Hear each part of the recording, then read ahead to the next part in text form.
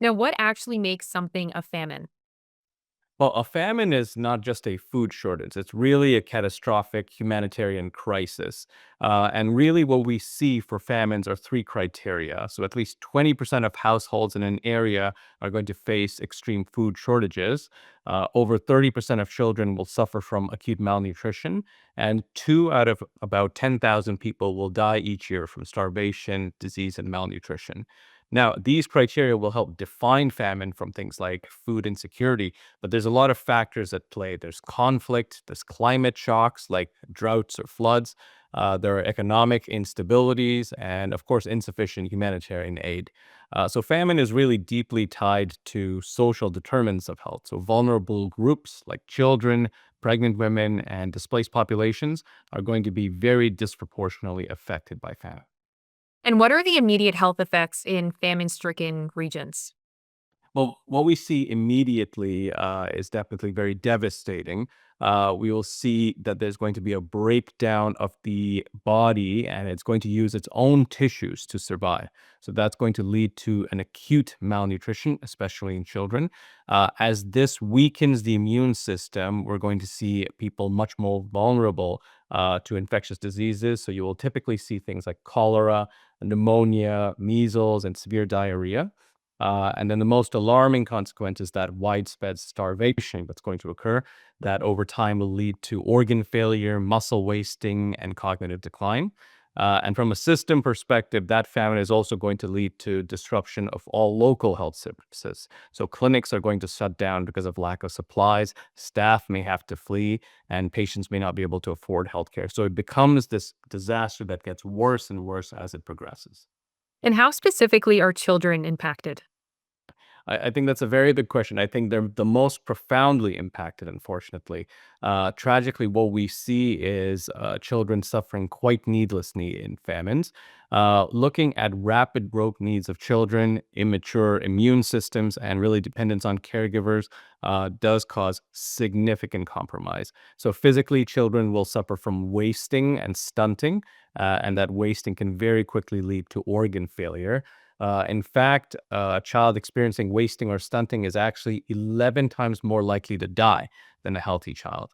And if we look at it globally, actually, one in five deaths among children under five is still linked to a severe acute malnutrition, and about 150 million children face food insecurity.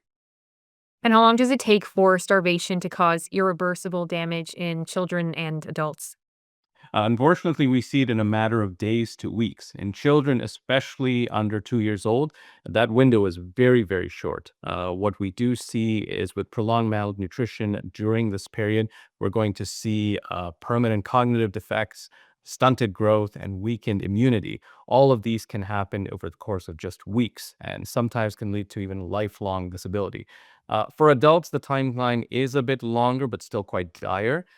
Starvation will begin when a person loses about 30% of their healthy body weight.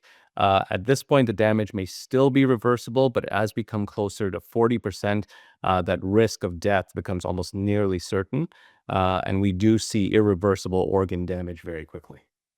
And what are the most urgent interventions needed in a famine situation?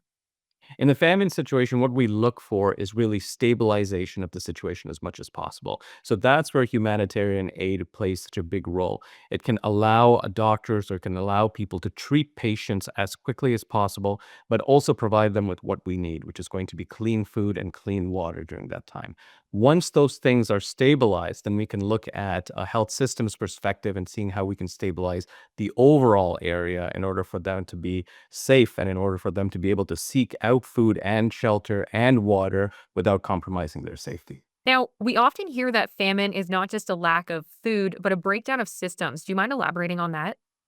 So you're exactly right. I think famine is not just about lack of food.